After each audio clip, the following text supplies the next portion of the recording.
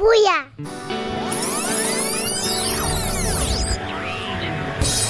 Hey, podcast listener, even if you are alone in your entrepreneurial pursuit, know that today, right now in your earbuds, you are joined by thousands of entrepreneurs all around the globe seeking to do the same thing you are. If you want to know more about this program or this podcast, or want to get barraged by a lot of annoying pop-ups, check out our website, lifestylebusinesspodcast.com.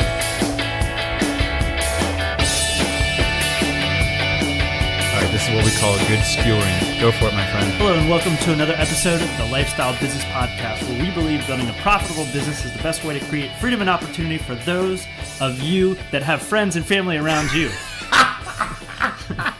That's what we call outsourcing. Fantastic. Today I'm joined by my captain, my co-host, the fine announcer of this program at the top of the show. Here in Roma, we call him the Biznasius Maximus. Welcome to the show, the emperor of our fine organization, I'd say. If you guys stick around to the end of the show, we'll share with you how we'd start our product company if we had to start all over today. So we're going to talk about product launch strategies, so you can develop an idea in front of your audience and know that you're going to nail it at least 50% when you're going to get off the ground. Post Adwords landing page strategies. That's right. So we got one more week until DC Berlin. I couldn't be more excited. We got a great roster of speakers. Maybe we'll talk more about that after the event happens. I mean, if you're in Berlin and you want to come to the event, just email me, and I think we can hook you up with a ticket. But absolutely. All right, so we got some iTunes reviews. Hey, Ian, remember that 1-star review we got last week? Oh, yeah. It was overturned. Apparently, you can change those things to become 5-star reviews. The question is, can you change 5 to 1? I hope not. All right, hey, thank you so much for updating. Apparently, April Fool's isn't, a worldwide trend, which is pretty obvious. I think we're not that funny. I think that's the bottom line. Bottom line. Also, Travis writes 5 stars that Dan and Ian present ideas with transparency and integrity. All right, so speaking of integrity, let's get on to the meat and potatoes of this week's episode, or the grilled veal and penne, or whatever delicious Italian delight. I'll tell you what, man, I've been having a little bit too much pizza. I'm not looking like any of these statues around here. Everybody's like cut up. I'm just like, I'm not cut up at all. They definitely. The only thing I'm cutting up is my pizza. All right, so back in the day, here's the narrative to this. A few episodes ago, we said, look, if we were going to start this whole cat furniture company again, we wouldn't do this theory or this strategy that was put forward in the 4-Hour Work Week, which is you put up a product on a landing page and you run AdWords to it. This is a way that we started a lot of our companies. Is we made a rendering, because we do physical products, so we made a rendering of our product. We put up a landing page, and then we drove traffic to that page through AdWords. Yeah, and this is appealing because it's simple. It doesn't seem to take a lot of work on the surface. You can kind of grab a photo from somewhere else and run it through Photoscape and then see how people behave. Now, I don't want to say that this is a bad strategy. This is something that I think you can use today as well, but we're going to supplement it with something that we think is more powerful, and we're going to call that the social feedback strategy. And a lot of this is basically going to be leveraging, the internet's changed a lot since 2007 when we got started, when Tim Ferriss wrote the book in 2005, right? Now all of us are connected vis-a-vis our Facebook, our Google+. We're all, in these forums together, and the game's different. So we've got a lot more powerful tools at our disposal that we want to make sure we enter into our business strategy. And what we've seen is that businesses that leverage these marketing strategies are absolutely crushing it. Yeah, and they're more powerful. Right? Absolutely. Because when you have the AdWords landing page, you're not really having a conversation with your customers, right? You're finding your customers through Google, and then you're just sending them to your landing page and hoping that they convert, right? With the social strategy, we're actually talking about having conversations with our customers. So I equate it to this. We're in Rome right now, right? And we're walking down the street, and a lot of times in touristy areas, especially in Asia too, there's the person outside of the restaurant, right? And they're trying to solicit your business. They're trying to get you in.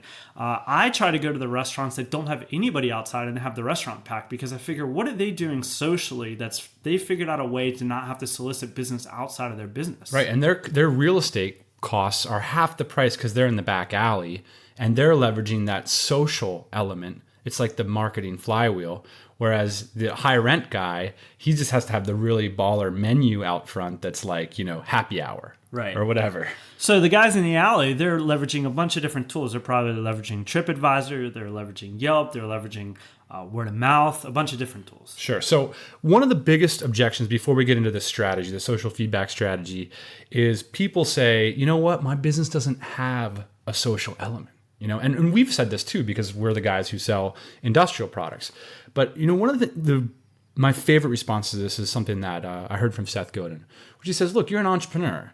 You get to decide where you put up your TP and where you open into business. And so what we're saying is this is incredibly powerful. If you are starting a business or running a business that doesn't leverage this marketing strategy, that doesn't have a social element to it, that's your choice, right? And you can change your TP. You can move out. We're nomadic people. We can go to a new business that has this powerful element to it. I mean, if you're running a Meatball Sunday, require reading. If you're running a business that people don't want to talk about, people don't care about, you can jam it down people's throats all day long on AdWords. You can put yourself in the middle of the piazza.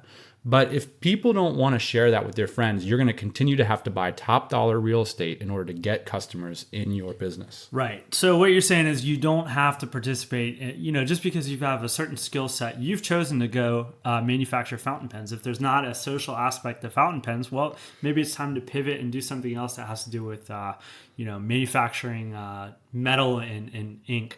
One of the things that I want to bring up here is Taylor. Taylor's doing a great job over at our portable bar company. Right. The portable bars are traditionally not products; they're industrial products. They're not traditionally social products. But one of the things that we've started to do is called I can't remember what the code name is he's using for it, but it's like Reach Out Friday. So what we'll do is we'll write a blog post about a beverage company. We'll render out their beverage company on our bars. We'll tweet about it. We'll do some other things online. And that really creates a social element around something that wasn't necessarily social. Absolutely.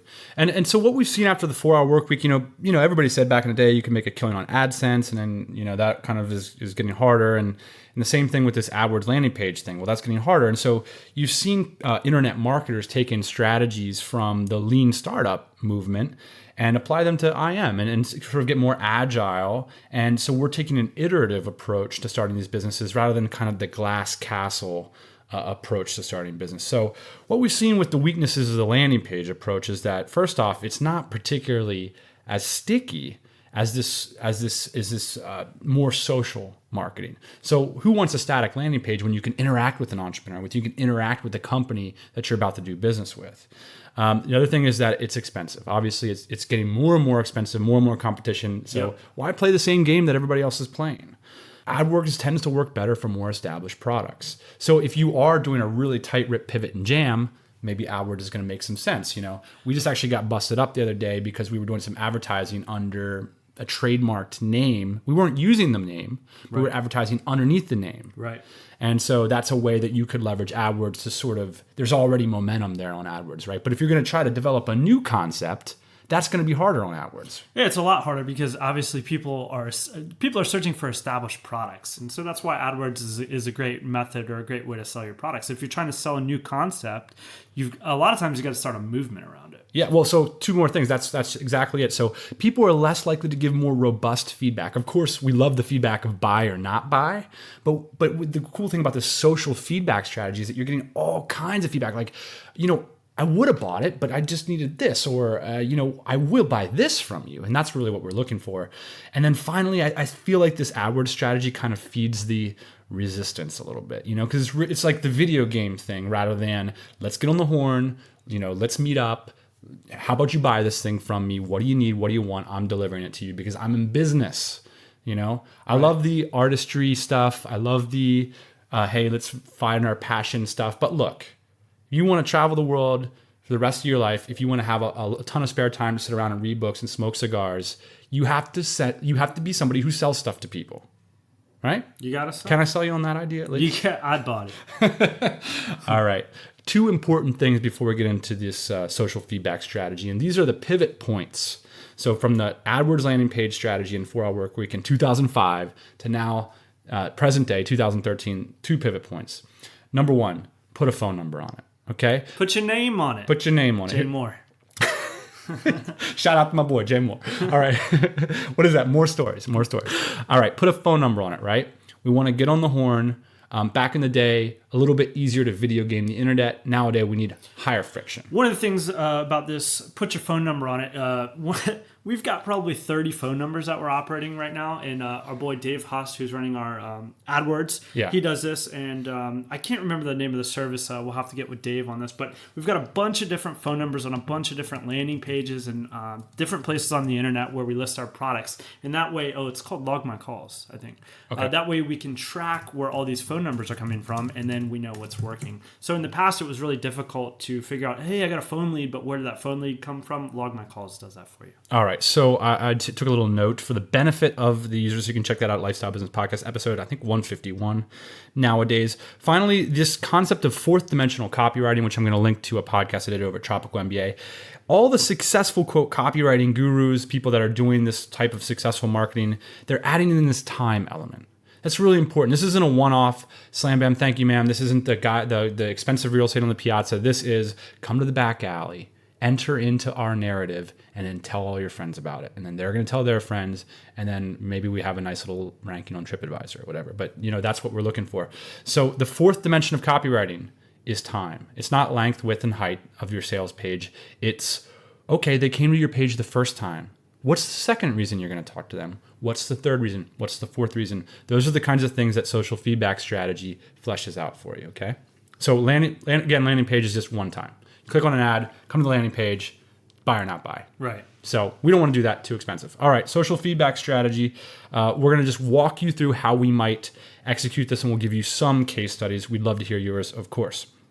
Okay, so the whole social feedback strategy idea revolves around this idea of a narrative. Right? You have to have a narrative if you want people to keep coming back. And that's what being a good marketer is about, having a story to talk about. That's exactly right. So you can't just tell a story with no context. So the first thing you need to do is find yourself some context. And you need to embed yourself into a community forum made up by your marketplace. So where are all the people hanging out that buy fountain pens? Where are all those guys hanging out at? Well, they're not hanging out in the piazza. That's where all the tourists are hanging out. So you need to find the real, and again, this is sort of an idea from this book called Crossing the Chasm, but you want to go where the super fans in your market are. You don't want to be hanging out in the middle, the people who aren't, come see, come saw, they don't really care. You want to find out where the real enthusiasts are hanging out, because those are the people that are going to invest in your narrative. They have the time and energy to do so. And a lot of times these places don't exist, and that's with a lot of great things. You've got to kind of create these centers of gravity. So if you're the center of your community doesn't exist, you have to create it. Sure. So in our case, that could be things like Dynamite Circle. If you're interested in travel and internet marketing, it could be things like for our portable bar company, we're going to the trade show. And not only while we're at the trade show, but we're also looking for who are those industry insiders and what are the forums that they hang out in. And we're identifying those things, and we're figuring out ways to embed ourselves into those communities. Okay, point number 2, provide indiscriminate value to that community. You want to make yourself some sort of a leader in that community. That's how you're going to get the most benefit. Like when people join the Dynamite Circle, I always say, look, don't go into the Dynamite Circle and start asking everybody questions. Right. Who wants to hang out with somebody like that? Oh, who's Dan? He's the guy who's always asking everybody for advice. Well, that's no fun, right? Why not go in there, identify one thing that everybody's got something, right? And give that to people. Right. You see people who are just crushing it in these internet marketing forums. They're going in there and they're dropping value bombs. We even got a word for it. Value bombs. I think Brendan Tully was the innovator there. He was the guy who developed the value bomb. So start making those value bombs. Okay, now third step. You need to create the blog post, the manifesto. I hate that word. I don't hate manifesto. I hate what bloggers have done with manifesto. I think, more maybe appropriate for political movements. But whatever. If you want to do a manifesto, that's fine. A call to action, a landing page that has a giant whiffum. What is in it for your community? Not, this is my amazing product, love me.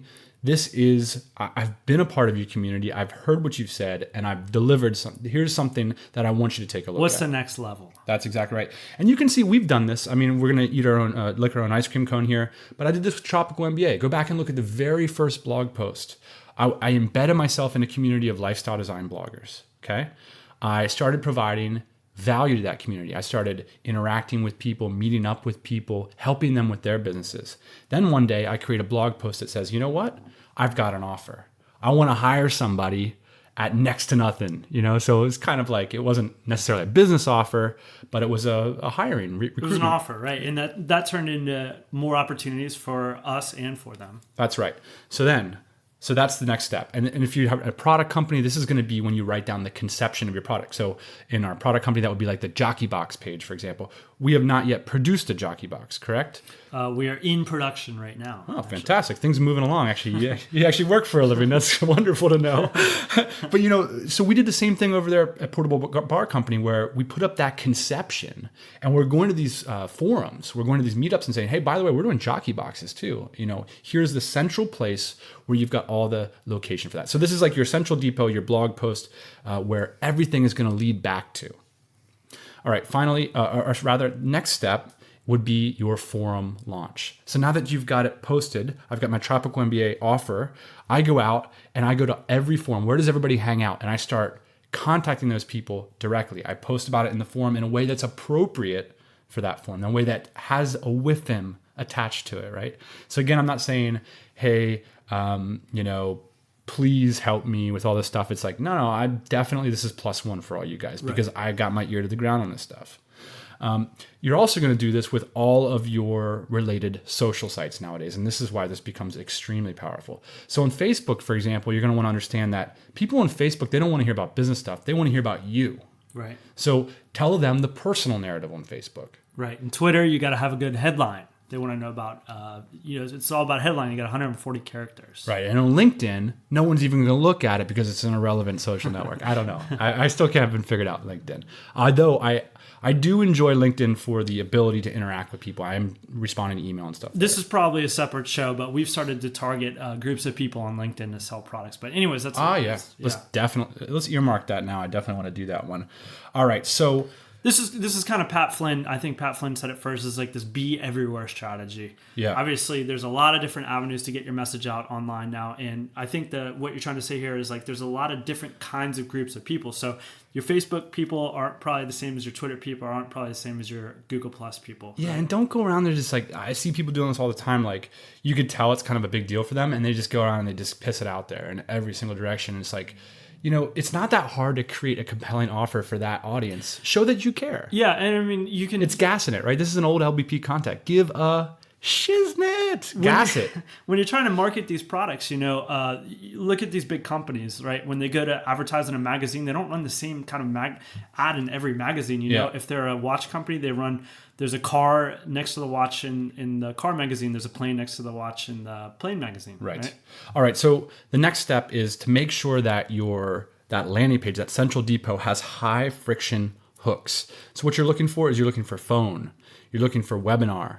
You're looking for autoresponder. That's part of the reason why we're talking about autoresponder so much on the program, is that it has that fourth dimension. It gives people a reason why Tropical MBA Crash Course. That's going to happen over the course of 2 weeks. A reason for us to continue to talk why you're very excited about, a lot of people might come to TMBA and say, yes, I have a business, but I want it to be location independent, and I want to move to Thailand. So I'm really excited.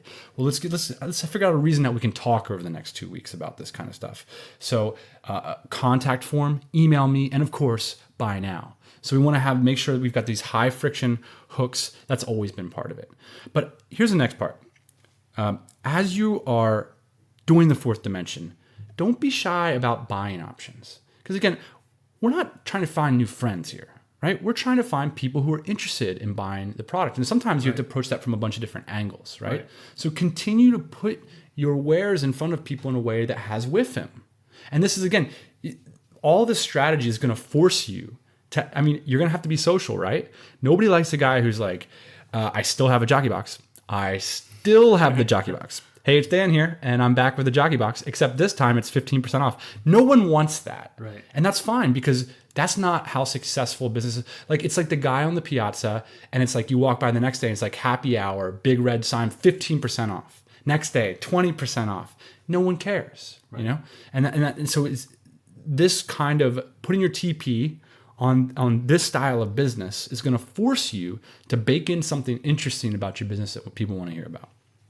All right. Go-go dancers at the piazza, maybe. All right. So finally, so you're not going to be shy about the buying options. And finally, look, there's the best part about this. The AdWords landing page, still do it. Yeah. Because that should be one of your social options. There are certain people who are out there, in particular B2B people who are clicking on ads. They're looking for, I trust companies that run ads, right? Yeah. When I'm looking for a cardboard box supplier, I will click on that ad because I want to know that these people are advertising. Yeah, and they're invested in selling you the product. That's great. And also put it on Kickstarter. Here's the thing. If you do Kickstarter or any of these kinds of crowdfunding things, you should be running through the social feedback strategy as well. Kickstarter is basically a facilitator for this, but you want to do all this homework. If you're not embedding yourself in a form, if you're not indiscriminately providing value, I love this idea of indiscriminate value, right? It's like people that are really bad as employees. I sometimes wonder about their potential as entrepreneurs because they don't have the right attitude. Right.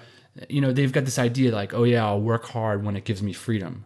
Well, I think an entrepreneurial attitude is more like, you know what? I'm going to hang out with a group of people and I'm going to give them value.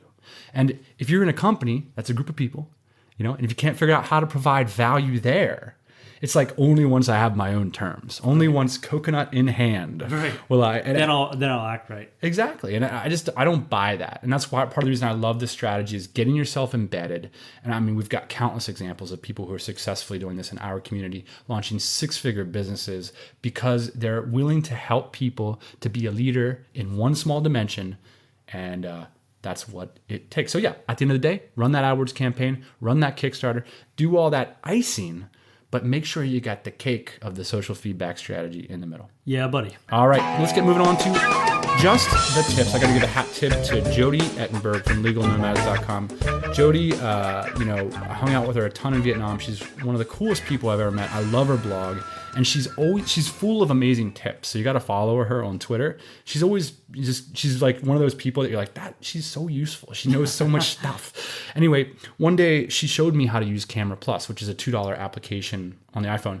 And it has cut down my Pro HDR usage by probably about 80%. Essentially what it does is it brings out those colors that every cool HDR picture, you get those really bright, vibrant colors, yes. Right? And that's what this Camera Plus app does too. Go to episode 151 and I'm going to do a split test. I'm going to show you, I took pictures of all these like sort of cathedrals and landscapes. And on a phone, it's just kind of bleh.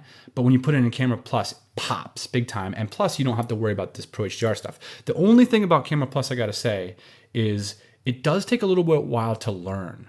So sit down with it for 5 minutes, let yourself learn it because the paybacks are really big. And it preserves all your original photos. And there's this one button on there. It's called the clarity button. So for all you Pro HDR users out there, this clarity button is going to be the new worn out spot on your iPhone. And it's going to make your pictures look great. Oh man, where can I get the clarity button from my life? That's what I need. Not happening, bro. All right, speaking of beautiful things, we got a song by The Strokes. Ian, The Strokes are kind of like our Creedence Clearwater Revival. Yeah, buddy. And the new I pulled out my headphones today, and The Strokes were playing. I was embarrassed. I was like, no, man. Ian knows I'm still freaking chewing on that same carrot, man. Yeah, but The Strokes got a new album. And I know we screw this up a lot, but this is really a new album. The Strokes album, check it out. I had to listen to it 10 times to really get into it, but now it's good. I love it. This song is called Slow Animals. Face it, though. You're pre-committed to loving it. Yeah, to that. Hey, that's the social feedback strategy in action. We'll see you guys next Thursday morning. Ooh, yeah. Hey everybody, thanks for listening. Don't be shy, we've got a mailing list. Check it out at lifestylebusinesspodcast.com. Go there, get yourself signed up, and we'll keep you up to date on everything we do, plus give you immediate access to episode 1 through 100 of the LBP. It is the cheapest way to fly business class on your next international flight. We'll see you next Thursday morning.